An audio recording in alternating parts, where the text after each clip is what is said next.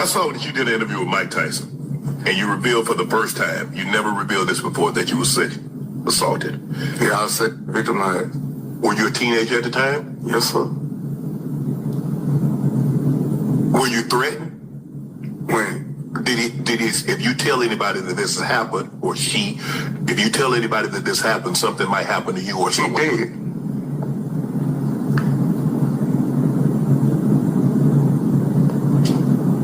He did? Yeah, he out of here. I guess I'll leave that alone. Man, that's the truth. I mean, I don't know how he, you know what I'm saying? Oh, you don't know how? He out of here. Like I said, we'll move that along. Yeah, he'll never do that to anybody again. But I think my snapping point was, damn, I hate to say who it was, but he pulled me to the side. He a monster too. He pulled me to the side. He was like, hey, are we gay? I said, I don't know. I don't know.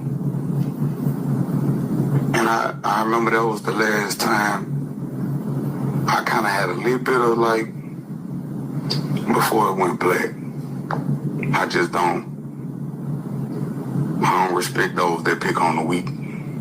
I hate what happened, but at the end of the day, it's beautiful because my pain turned into my purpose, and I'm healing the world through that. And like I say, that person, he stretched. So. But damn, Kev, you said like you proud of that. I am. The fuck? Kev. You touch a kid, you're supposed to die. Straight up. You rape a woman, you're supposed to die. Straight up. Yeah, but that's not your purpose. That's not your Cool. I thought we were going to let him handle that. Who? Boy, God ain't put me here to be. God give me the strength to make sure this nigga, man, I'm going to stand over and give him everything I got. God, please let him be stretched. Because sometimes you give him everything you got, and they, you know, God don't take his hand off him. But if God take his hand off him, his feet going up in the air. You get relief from that? You feel you... What? If somebody, it's my daughter, you going to die. Or I'm going to die trying, but I'm very resourceful. Unfortunately. But if you touch one of my children, you're going to die. Shout out to Kevin Gates for telling his story. Hopefully, it will encourage more young men to tell their story. You know, I can't always get in my feelings because I know Club Shay Shay. He know who I am and they all know my story. But they refuse to interview me on my story when there's a big predator still running around. But nevertheless, I got to give him a shout out for having Kevin Gates tell his story, because these conversations spark more conversations that lead to some type of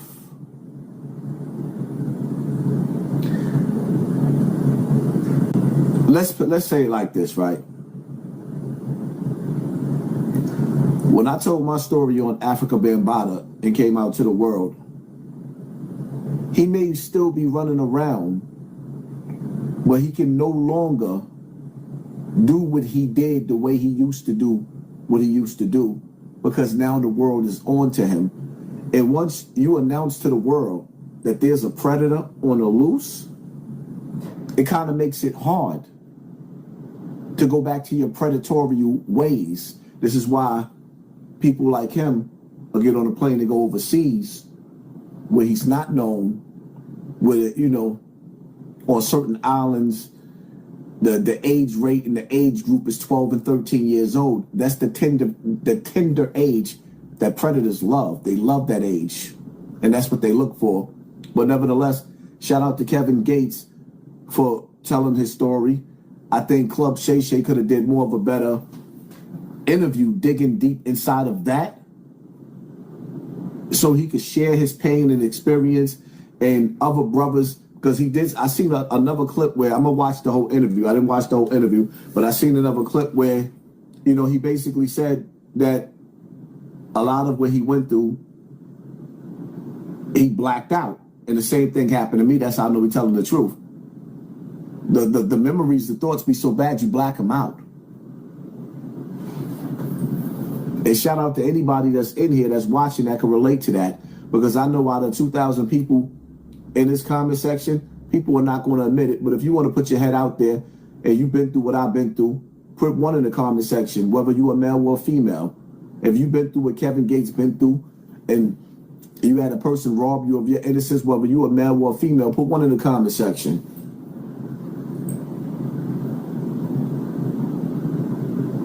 You know, my prayers go out to all of us that had to live with the evils of this world and the evils, because that's one of the most evilest thing that you can do.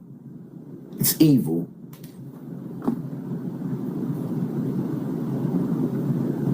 And I advise anybody that's young that's watching, just remember, whoever did wrong to you is still doing wrong. That's why I encourage people to tell on the person that did it to them. That's why I encourage people to tell on the person that did it to them, because evil they don't stop. They crave the innocence of our children the same way they craved the innocence of us. Evil never takes a day off. So we can't take a day off.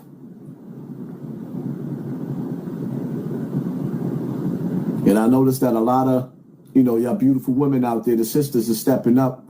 The scary part about it is what you sisters don't see, the men will never tell. A lot of the men, they hit me behind the scenes and they won't tell. It's always the sisters that'll step up and say, it happened to me. The brothers is too scared, and I get it. Because the first thing that Kevin Gates said, he said to another brother that was ill, they looked at each other and that's when they started snapping, and they had to ask each other, because they was teenagers.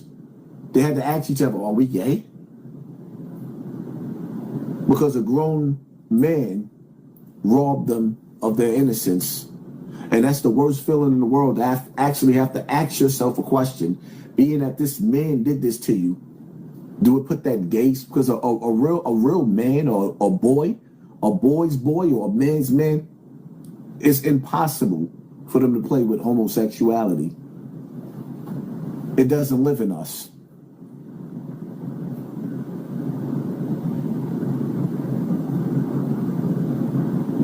A man is to be masculine. We don't want to be effeminized by another man. But shout out to Club Shay Shay for actually, opening up a conversation and dialogue that may lead to more young boys. Because old niggas ain't asked me about my story. Now, I can't be selfish. It's not always about me. I can't be selfish. But I would love for the opportunity for brothers like Club Shay Shay or better yet, because I can't understand why Nori always asking about my situation, but he'll never mention my name. That don't seem weird to y'all? Nori always brings up my situation, but he won't say my name.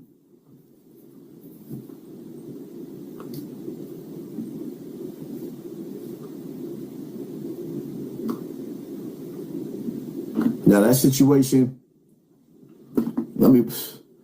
I don't know. Now, the funny part about it is, listen to this next audio I'm about to play. I found this scrolling on social media. Let me know what y'all think about this. How many files are there?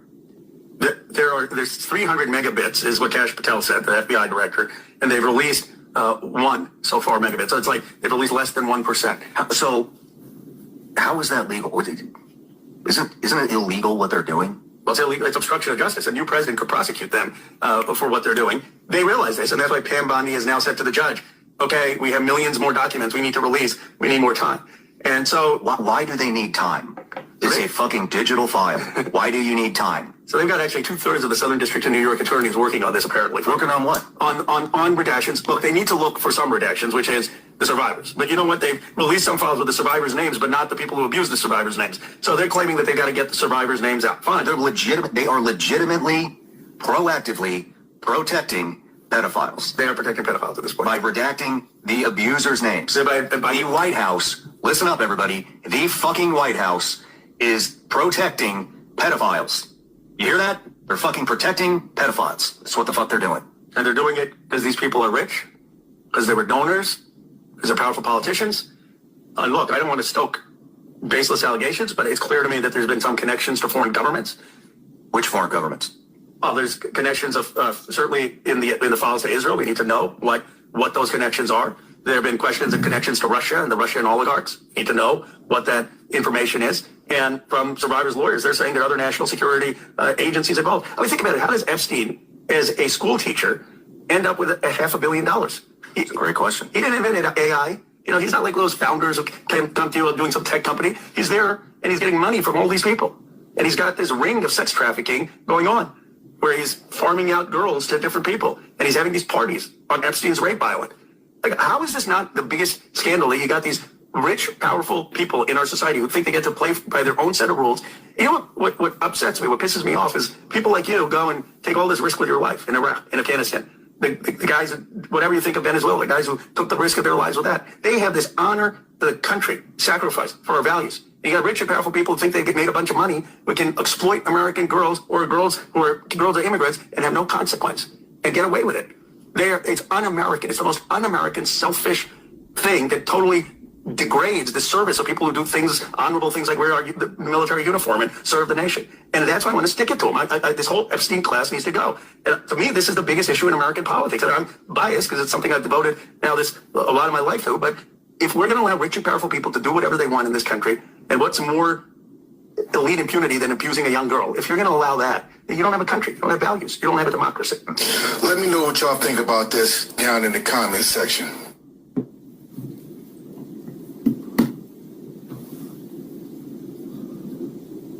It's a war going on outside. No man is safe from. The people in power is evil. That man made it clear that they got all those files and they only released 1% of them. And the people in power are not releasing these files to protect the people in power.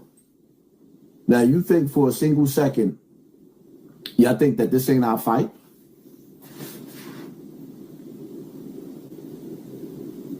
You notice you don't even hear about Epstein no more? Just imagine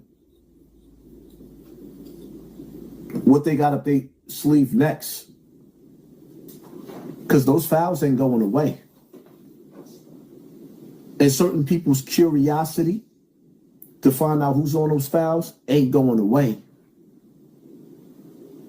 So they're going to do something really, really big. Bigger than 9/11. To make you totally forget.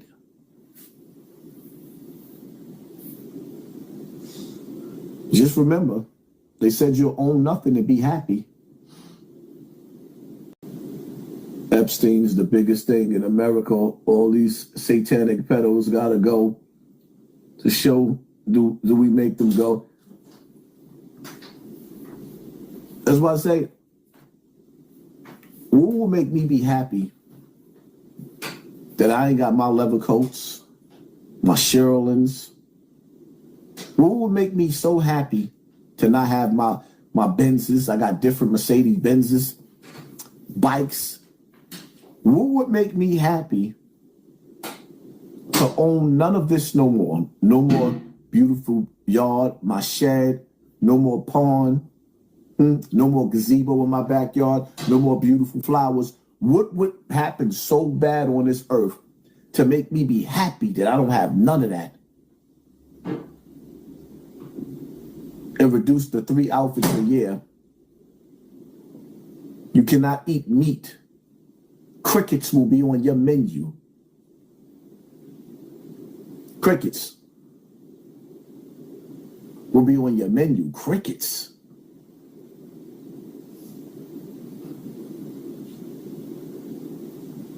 Something big is definitely coming.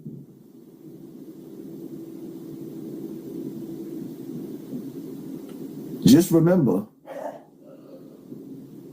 ain't nobody giving up their rights to move into no smart city. But there's going to come a time that you're going to beg to live in a smart city.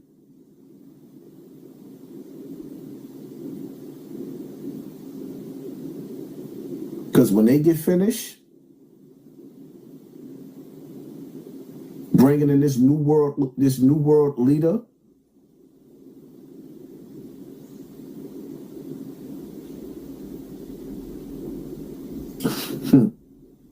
when they get finished with this artificial simulation, with this artificial intelligence merging with the jinn,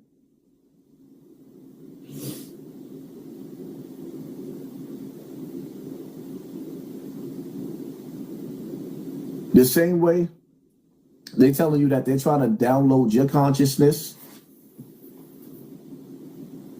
to a chip on the internet, is the same way they're using Project CERN to open up portals and transport frequencies and jinn. Some of y'all call them demons. We call them jinn because we understand that movies try to make them dumb. They are evil, but they're smart, and they're smarter than mankind. That's why when you place them on when you place artificial intelligence in a computer, and this is what you're about to be competing with, the jinn. You think it's just a computer computing? Nah.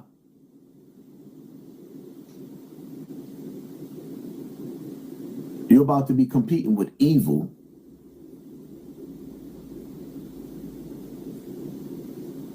And as you can see that these people in power, they're evil.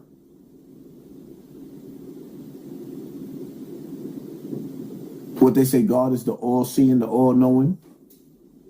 So you don't think the devil want to be all-seeing, all-knowing? Everywhere you go, you got a camera on you.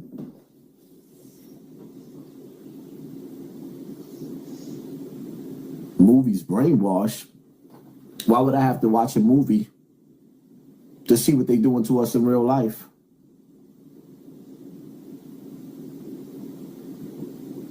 There's not one place on this earth now that there's no cameras. If the camera is not on a street pole, it's in a satellite. You got people tapping into satellites, looking at their enemies' houses, looking at the front of their enemies' houses through government satellites. Why is it so important to watch me and you? We're not that interested. We boring. We regular people with no power. Why is it so important to watch me and you? Because evil has a plan. And evil has to make sure that nobody is sitting down at a table trying to figure out how to undo these evil ones.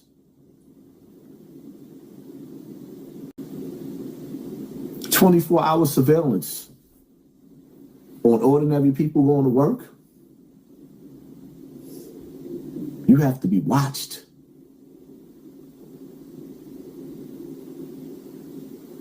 Why wouldn't they watch you? One day you might go to sleep and wake up with an attitude, realizing that you ain't supposed to spend so much money to live on this earth. In a minute that your body don't allow you to go to work anymore because you're too sick and you can't keep up with your bills and you find yourself living in the streets, you are now a fugitive. So all you people sitting up there talking about what ain't your fight and what is your fight, you just better hope and pray that your body never gives up on you, that the food that you eating keeps you just keep you nourished, healthy and strong, so you can continue to run this rat race on this Ferris wheel, so that you can keep on making rich people rich and pay to keep a roof over your head.